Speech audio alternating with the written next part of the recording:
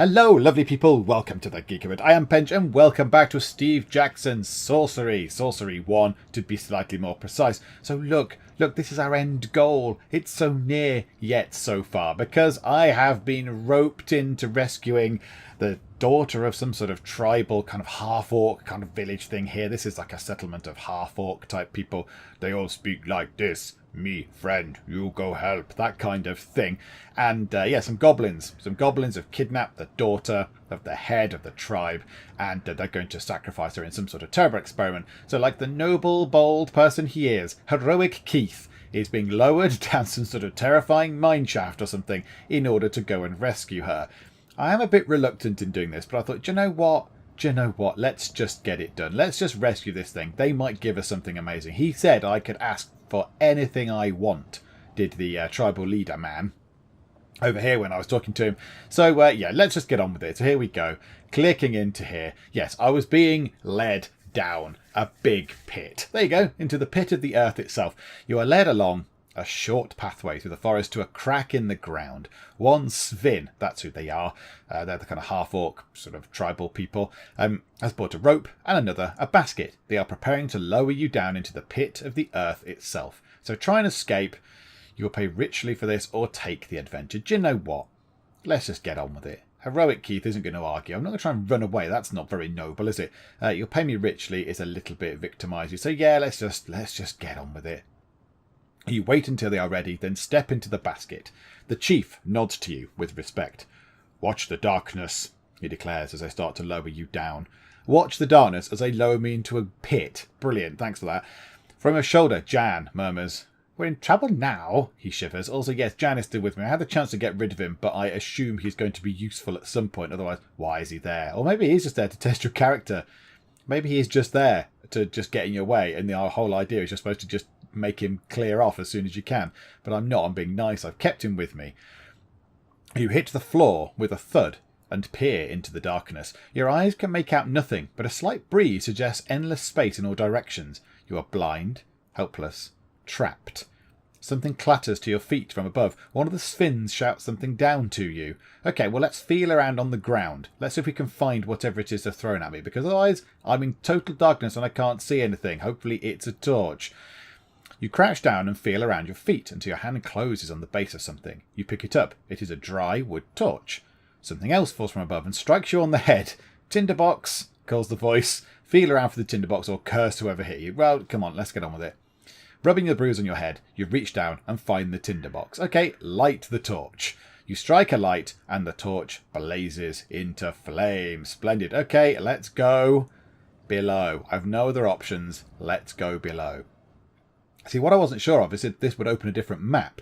But no, it doesn't look. It's just literally below, and now I'm in a terrifying dungeon. You can now see you're in a large cavern, wide and deep. At the far end, passageway has disappeared to the left and right. Through an uneven rockfall, at the far end of the cavern, you hear a murmur. Okay, let's listen by the rocks. What is murmuring? Is it something that I want to be bothered with or not? You clamber over the rocks at the edge of the cavern to investigate the sound. It is a whimpering coming from the other side of the pile of stones. The Svinn girl, perhaps? She came in this way, but the cave-in blocked off her path. You will have to find another way to reach her. Okay, well, let's go... who knows? Go left. Either or, isn't it? It's a complete potluck. You go left and creep slowly into the darkness, ears straining for the sound of approaching threat. But all you can hear is Jann's quiet whimpering. The passage rises up a gentle incline. At the top, a thick crystal seam glitters in the torchlight, and the tunnel ends in a T-junction. Okay, I have a feeling that I am going to require to get out of here, so I have myself a notebook. So we've come in just here, and we've gone along a bit here. So I'm just going to write it down, rocks, and we've gone left. There we go. And then there's some crystal. Because I think we're probably going to find it. It's going to go, yep, now get out. I'm going to be wandering around going, I'm totally lost, help. So if I write where I'm actually going on a little diagram, I might be able to find myself out a bit quicker. Let's look at this crystal seam. The seam seems to be made of pure diamond. It was no doubt in quest of this that these tunnels were carved. But why is no one mining here now? Now, could I dig out a crystal and use it for something. There must be a spell that requires a crystal of some sort. You try and pry some diamonds loose from the incredible seam in the rock, but your sword is not up to the task. You would only make it blunt. You could perhaps return with a proper pick, but only if you can escape these tunnels first. Okay, so I've come here. There's diamonds with crystally stuff just there. Well, let's go to the right then. Let's go right. So then we've gone this way. So I'm writing it on my little diagram. Here the cave system widens. Pendulous stalactites hang from the ceiling as if about to fall and skewer you in place. You skirt between them, following a thin, safe path until a side passage opens on the left. So turn back, go left, or go straight on. Okay, let's go straight on. Let's just keep going down this way. You push on. The passageway slopes down a short way. Then a passageway appears on your right. 2 stones are stacked on top of one another against the wall here. Okay, it's a bit weird. Examine the stones. Why? There's nothing special about the 2 stones except they happen to be on top of one another. Okay, that's to the right, is it? Is that there? Okay, let's go right then. So we can either carry on going or we can go to the right. I'm thinking we go right, because that might be a marker of some description. Let's go to the right. You take the right-hand tunnel. Then you see a spot of sunlight up ahead and rush forward. You find yourself back beneath the crack in the ceiling through which you came. Okay, so that just... that leads to there. Okay, right, I've updated my diagram. That didn't really work, did it? Go straight on. Now, which direction am I going straight on in? Back where I was toward the crystals again. Let's turn back then. You turn back. The passage dips once more, then splits. There is a pair of stacked stones here. So I came from the left. So let's go to the right. You move through the opening in the right wall. The tunnel twists and bends sharply as if carved by a river, now long since dried away. You lose all sense of which way is which, except to keep going forward, where the passage you are following finishes at another fork. Another pair of stones are stacked in one corner. Okay. So now that leads this way, and then I've got a T-junction-y choice. Well, let's go right. It's all a bit arbitrary, isn't it? I've no idea. You go right. The going is suddenly more difficult, and you realise that the tunnel is climbing at quite a sharp gradient. Little stones rattle and roll away downwards in the dark. At the highest point of the path you are creeping through forks again. As you enter, 2 stones roll away down the slope. Ah, okay, that was probably some sort of marker, was it? This is ludicrous. Okay, go right. I've no idea. You turn right. The cave walls crush in close, as though the rock is squeezing you to death. Your shoulders rub against the walls. When you feel certain you can go no further, the winding seam reaches a split. 2 more stones are stacked against the wall. Those rocks don't look like they fell like that, Jann remarks. Okay, yeah, so we've got to another junction. Okay, let's go right again. This is ridiculous. You take the right-hand tunnel. You follow the passageway when you hear an echo of whimpering coming up the corridor. Yes. Your torchlight falls across a frail shape. Hiding in the shadows is a young Svinn girl stacking stones into hundreds of little towers. Yes, yes, yes. Okay, more luck than judgment, but we've got there. Right, look for traps. We can say, come with me, a bit like the Doctor telling people to come with him. Or look for traps. I used to play Dungeons and Dragons in my day. I know how this works. Check for traps first before entering any strange rooms. You run the torchlight around the walls of the cavern. No switches or triggers that you can see.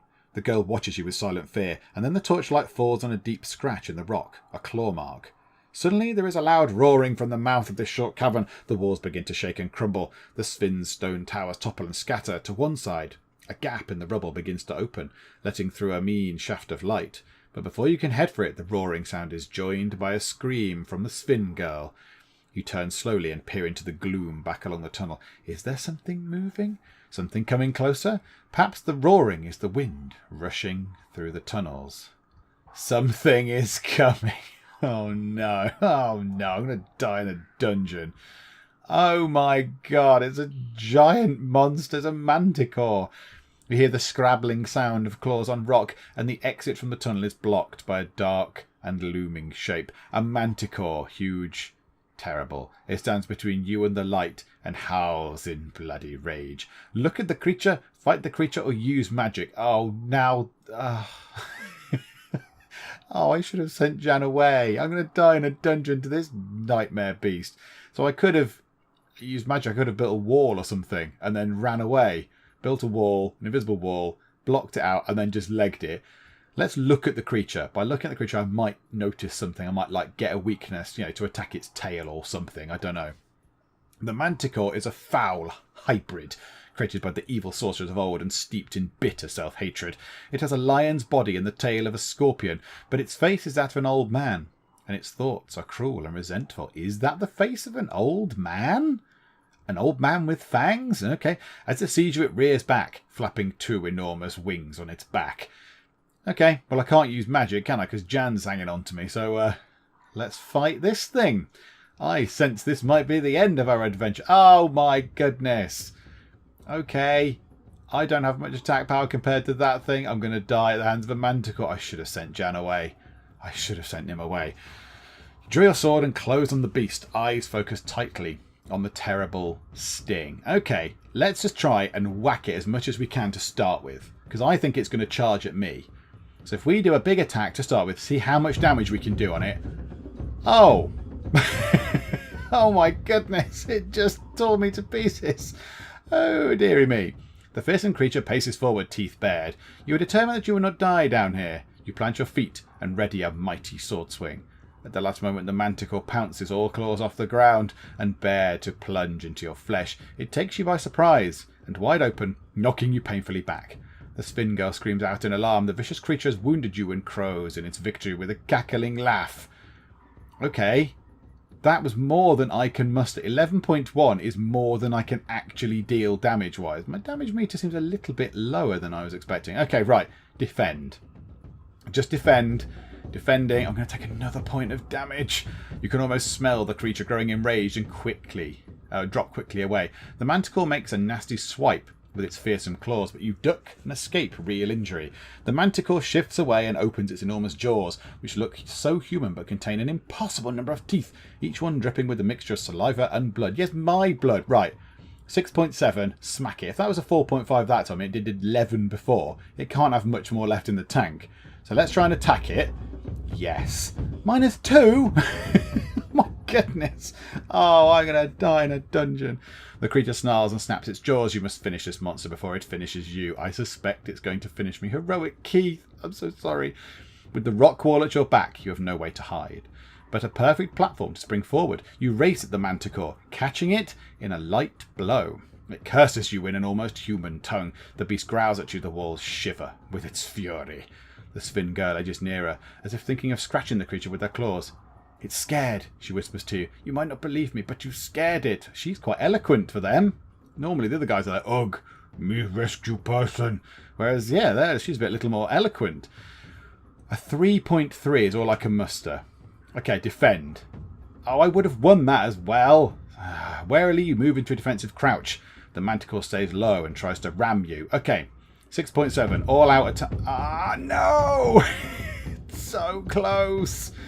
Then your confidence does you ill, and you leave yourself open. Only just... I can't win this, can I? The Manticore moves quickly, and strikes so fast with its scorpion sting that you barely see it move, and have only a single heartbeat to react. For a moment you think the creature will bite off your head. You're gasping for breath. The creature's relentless assault, its sheer rage, is almost too much for you to take. The Manticore chomps and grinds its teeth, its expression an ugly frown. Okay, let's go for 3.3. That just did a massive attack on me. Let's go all out 3.3 on it. Okay, so that's another 2 down. In the darkness of the cave, it is hard to read the monster's intentions, but you cannot wait forever. Standing firm, you swing a mighty stroke against the monster, slipping a light strike past the Manticore's outstretched claws. It is injured and angry. Right, can I come out and pray? There's a pray option, isn't there? In the corner. It's a different animal every so often. If I do this, do I come out and run away? Wail. Pray for healing. Okay, so a prayer to your spirit will heal you, but after a prayer, your spirit will not hear you again for some time. Now, I don't know how much it heals me, but even if it's a few points, if it puts me up to the top, that might be a bit irritating. Okay, let's not do that right now. Let's go back into combat. Let's see if I get knocked down a bit more. If I get down to, say, 6 or something, I'll go and do that praying thing. Now, how much attack power have I got? 2. It's not really worth it, is it? Defend! Okay, right. We defended against that. That was quite a big attack. You sense the creature is getting angry and move quickly into a crouch. The Manticore whips out with its terrible sting, but you leap aside to safety. For a moment, it is close enough to smell it. It is close enough to smell its warm, fetid breath. The monster rears up onto its back legs and opens its wings to fill the room. All right, show off. Right, 5. Cut. Let's go an all-out attack on it as much as we can do right now, because they've just done a 6.7, so surely it's going to be a bit weak. So 5 against 1.2. Right, we're chipping away at it. We're chipping away. The Manticore laughs at you with a human expression of twisted joy. You risk an attack. Dropping your weight, you chop a heavy swing at the vile beast, catching the Manticore a passing cut. The sting of its tail begins to leak a foul-smelling green ooze. 3.3, it's not worth it. Defend. Defend, yeah, okay, so we wouldn't have won that. That was a wise choice. You can almost smell the creature coming for your blood and quickly drop into a guarded stance. The creature snaps with its knife-like teeth, but you knock it back with your sword hilt. You give silent thanks for your concentration. The creature stretches its enormous jaws and roars. I'm actually quite nervous. I'm really nervous. This is scary. I don't want to die in this pit fighting this terrible thing. All out everything. That's just done some quite big attacks on me, so I don't imagine it's going to have much more. So let's whack it. Yes, another 2. Okay, no, that's okay. 10 versus 7. I'm clawing it back. You spy an advantage, the kind that can change the course of a battle. Charging forward, you rush into the Manticore, landing a quick jab past its tail. It roars in fury. Okay, now I could go for 3.3, or I could defend. I think I'm going to defend. It's time to defend. It's going to attack me. This thing doesn't ever seem to defend, because it's like a crazed animal rather than a person that can make a decision. So I think I'll just defend. Yeah, wise choice. I would have been absolutely hacked to pieces. You sense the creature growing enraged and quickly move away. The Manticore makes a vicious slash with its claws, but you stay low. You swing your arm and refresh your stance. The Manticore roars. The ground itself seems to shake with its anger. And now I'm on 6 out of 20. Let's pray to a whale. Let's pray to healing. Ooh. Now, 5 stamina recovered. That could be key. That could have checked. Thank you, whale. Thank you, whale. Okay, 6.7. I think that's probably a bit tired. Oh no, or is it? Because it did just use a very low attack, didn't it? 0.9. I'm going to go for it. I'm going to go for a full-on 6.7 attack. Is this going to work? Or shall I defend for a turn? I'll go down to 10 stamina. And yeah, the minute I've got the upper hand, if I can... Let's just go for it. Cut. Yes. -2. I need to do -2 to it each time. It's very tough. You must kill this creature. Racing across the stone, you charge headlong toward the Manticore, catching it a light blow. The creature crashes against one wall. Rock dust pours onto its back, but as it tries to shake itself, it stumbles. You can hardly dare to hope. The foul beast is weakening. Right, defend. How much have I got on that? How much could I... How much could I do? I'm going to try and drag that, you spoon. 3.3 again. Okay, defend against that. I can't withstand that attack. You can almost smell the creature getting angry and quickly drop into a crouch. The Manticore lashes out with its sting, but you leap back out of harm. You adjust your grip and you shift your weight. The Manticore gnashes its jaws, readying itself for the taste of your bones. Go for its throat! The Svinn girl cries out. Okay, 6.7. Cut. Yes. Another 2. It's down to 6. Bellowing, you race at the Manticore, slipping a slicing cut past its outstretched wings. Right, now defend. There's a bit of a pattern going on, but now defend. That's going to knock 1 off me. It's just done a 3.9 attack. You sense the creature coming for your blood and quickly move into a guarded stance. Yeah, we haven't seen that one before. The creature gnashes its long teeth, but it don't take splinters from the wall behind you. You swing your arms and refresh your stance. The Manticore rears back and beats its wings hard. So now if we go and do another 6.7 against its 1.6, yes. You try something. You rush into the Manticore, catching it a passing cut. It limps as it moves. Now we defend again. Okay, so I take 1 against a 4.7. You can almost smell the creature growing enraged and quickly drop away. The Manticore makes a nasty swipe with its fearsome claws, but you duck. The Manticore paces back and parts its wide jaws and bellows. Right, stab it in the mouth. There we go. Bosh, another 2. Right, we've got a pattern going here. This is going well. 2 stamina versus my 8. I've been absolutely battered by it. Now I would be, if I hadn't used my prey thing, down on 3, wouldn't I? Because it gave me an additional 5, did it? It went 6 to 11. So yeah, it gave me an additional 5. So I would have been on 3 stamina, was it not, for the prayer to the whale. For Analand, you cry, as you charge madly toward the Manticore, landing a light strike past its claws. The Manticore screams and howls in a voice that is almost human. It is dying. Slowly, furiously, but nonetheless, it weakens. Okay, I need to defend. Yep, 6.6. Good grief. You sense the creature getting angry and quickly move into a crouch. The Manticore whips out with its terrible sting, but you leap aside to safety. You adjust your grip and shift your weight. The creature howls at you. You hear a distant tunnel collapsing. Right, this should finish it off. Unless it's got something else in reserve, this should finish it off. -2. No stamina. Oh my goodness me. I thought, honestly, I was going to be dead. 17 stamina lost. Shameful. Oh, come on. It tore me apart in the first 2 attacks. I lost about 8 in the first 2 goes. And that thing was really tough. You must dispatch this monster. Charging forward, you race at the Manticore. Your sword blade seems almost to be possessed. You find its way past the Manticore's sweeping claws, through its thick hide and down into its ancient, cruel heart. For a moment it howls loud enough to make the walls shake. And then everything falls very quiet. Try again. Are you mental? Right, okay, yes, continue. Oh my goodness. The only noise in the chamber is the hammering of your heart, my beaten up, very injured heart, and the quiet breathing of the Svinn girl. Then the Minimite breaks into a loud cheer, whooping and punching the air. You bow to him. Thank you, the Svinn girl murmurs. Then, tugging at your arm, this way. She leads you toward the light, through a gap in the rocks, to the pool of sunlight in the first cavern. Also, I needn't have quite remembered where I was, because she sort of knows. Phew. Can someone give me some rations? I want some beer. I think I needed a bit stronger. Maybe a couple of shots. Okay, escape. Please let there be nothing else in the way, and please let this not be some sort of cruel trick. And I'm left at the bottom on my own, because that would be bad. Okay, tell the girl to call up, or call up myself. Well, tell the girl to call up, because then that's more likely to attract their attention, isn't it? Girl, call to your father. The Svinn child nods mutely, then bawls at the top of her lungs. Proteus, I'm here! Then something drops down. A rope with a basket on the end. Get in together, the chief calls from above. We'll pull you both up. Okay, get in or send the girl up first. Okay. If I send the girl up first, now, get in. What's going to happen? Get in. There's going to be 2 of us in this basket. It might be heavy, it might snap, and we'll fall down. And then we'll be stuck in the bottom of this thing with no means of getting up. Send the girl up first. We send the girl up first. They go, thanks, bye-bye, loser. And they leave me down in this cave to die. However, I think he's quite a noble man. I'd rather send the girl up first and deal with it from there. I'd rather send her up, she gets out, then they send the thing back down to me, and then I get out. I think the get in is going to cause all sorts of trouble. I think the thing might snap, because we're too full people, and we might end up falling. We might end up falling to our doom.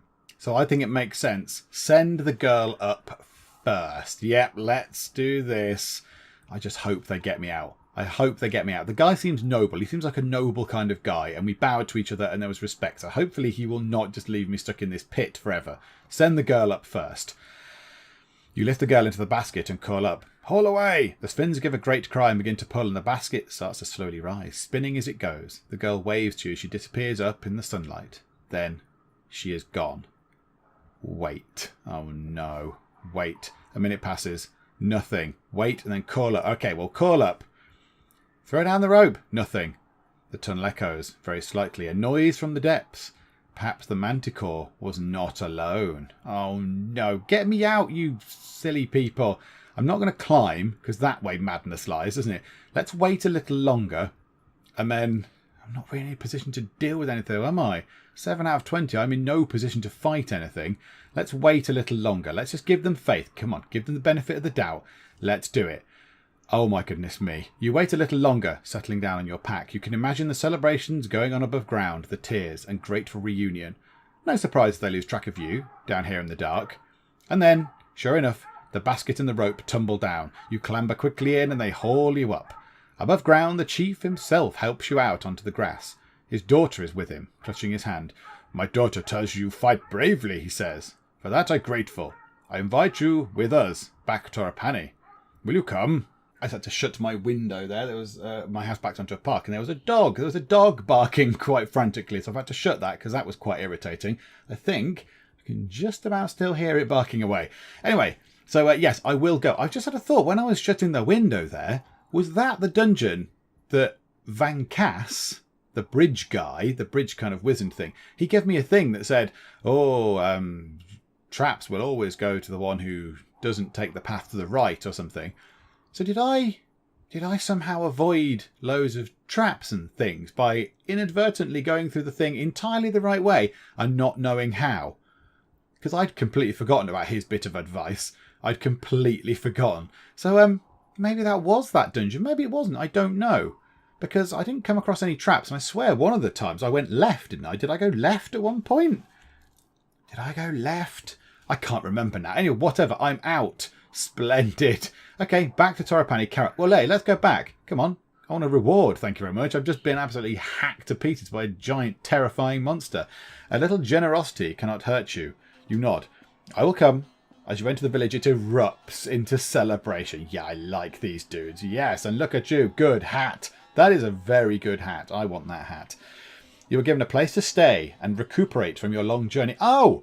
I am up to 20 out of 20 stamina. A visit to the healing priest treats your wounds, and when you emerge, it's to find the village, before so sombre and silent, now in full life. Flowers are tied to every rooftop, and bands of Svinns are playing music on long, strangely shaped lyres? Lyres, I think it is, isn't it? I don't know what they are. They're like kind of like banjo-y type things, are they? You are whisked away into the dance by the Proseus's daughter, before the chief can welcome you to the feast. The night is glorious. Oh, I've been given some gold. That night you sleep heavily and rise the next morning to continue your journey. The chief meets you before you go. My good friend, he declares, you have saved us. He presses 2 gifts into your hands, a pouch of 10 gold pieces, a fortune for a place like this, and a key. This open the south city gate of Kharé, he tells you. I hope it is use. Ooh, thank you very much. Now I hadn't even considered that the gates would be locked. I assumed it was just a city you could go in, but no, okay.